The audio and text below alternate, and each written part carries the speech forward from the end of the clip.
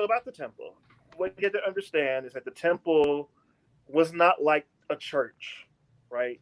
It was like, well, say it's a church, a mall, a bank, and customs all mixed together, right? All types of people are going in and out and through. Of course, everybody couldn't go through every part, but that's, we won't get to that point at this point.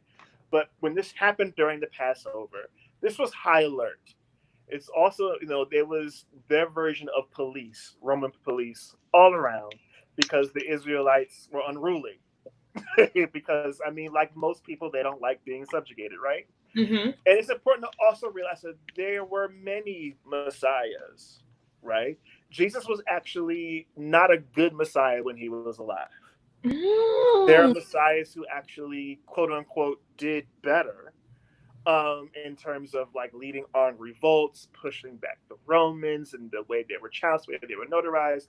Jesus' fame came way later for different reasons. And so this is all against this backdrop. And the Romans knew it was this messianic federal because people were being oppressed and all the other. So this is all the backdrop of all this is happening.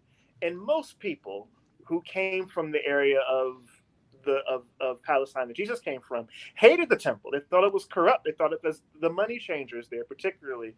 What they would do is, like, let's say you have to go somewhere and they say, okay, you come into this. If let's say you can only, if you went to the grocery, you went to Kroger's, and you can only use Kroger money, and you had to exchange your money for Kroger money, and so for every $3, they gave you something that was only worth $1 Kroger money, which means your money is wasted. And so you had to change money to do that. People would be taking money off top. All types of corrupt things would happen there. And it was like a socio-political center of what people hated about Roman occupation and the well-to-do Jews that helped mediate it. Mm-hmm. And so, and I researched this, and when I talked about it and I really looked into it, most stories say that Jesus made a whip, a cat o' nine tails, and flipped over tables and did all of this. And, this got the attention of the authorities. They went to find him. Jesus betrayed him. He got arrested, tortured, and killed, la, la, la, la. Wait, my lamb and lion Jesus was whipping people all up through the Well, temple? see, here's the thing why I even said last week that calling Jesus nonviolent is a stretch. Mm-hmm. It doesn't mean that Jesus ever was like, hey, let's get swords and cut people up. Jesus never said that. Uh-huh. But But he he was did say calling. get swords. Mhm. Well, I mean, yeah, but he did talk about the sword and separating people, right? But one, it's pretty violent to say if you disturb one of these little ones, it's better to be thrown to the bottom of a lake with the stone around your neck. That's pretty violent. Mm-hmm. And how it was God to remove the Romans? Was he going to hug them out? Mm. Was God going to Mm-hmm. scoop the Romans up in his arms of love and lovingly place them back in Italy?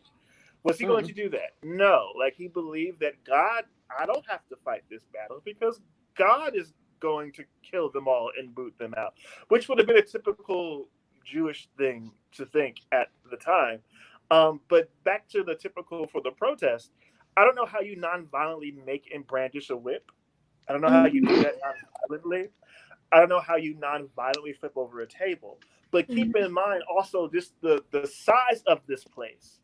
One person with a whip by themselves would not have been enough to cause such commotion in order to get such attention. Oh. Just one Mm-hmm. person? Like, imagine if there's one person, and they say you go into a store and there's police officers there, and it's one person flipping over, knocking over stuff at Kroger. Well, that don't take much. Like, how did he get away? You know what I mean? How did he Mm-hmm. get away? He have to be found. Like, this is a much bigger operation than Jesus just got pissed off and did whatever. You can't just Mm-hmm. make a whip in 5 seconds. Mm-hmm. This was intentional. This There was was on some purpose. premeditation here. This was premeditated. This wasn't just some I'm so angry, let me make something and just lose my mind. No, because how would he had escaped? He had Mm-hmm. help. This was a bigger thing. This was intentional. And even if it wasn't like intentional, this is a riot. Jesus would have probably been just fine because, again, he was a terrible Messiah, right? Mhm.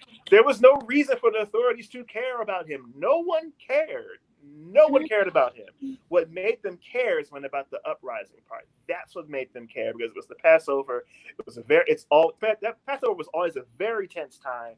You have Jews coming in from all around the world, and Romans wanted to keep the peace. There was no reason to care about Jesus.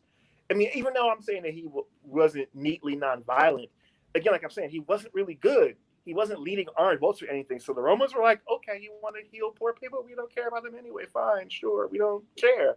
So something about this event is what gets us to the Jesus.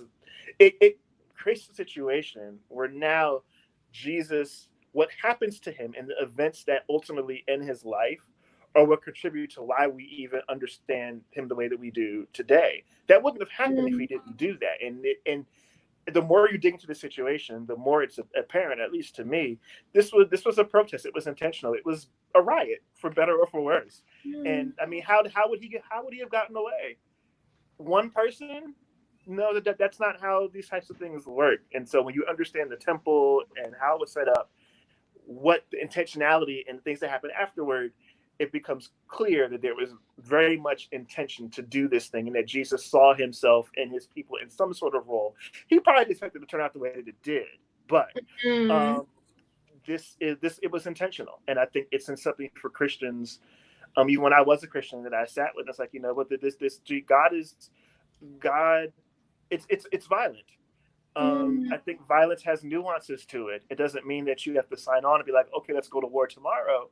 But this idea that we can somehow, that violence is absent from our world and that we can be, that we can somehow shield ourselves from the reality of violence, whether it be our own or the ones that people inflict on us in other ways. It's just history does not bear that out. History says that that really isn't true. So it does not mean that I'm saying that, oh my God, if you don't agree with riots and flipping over tables, that something is wrong. I just think that it just highlights how the things that we're expecting for people in the name of being Christian is literally not what the founder of the thought. There was clearly a time to make a whip or flip over a table. There clearly was a time for it.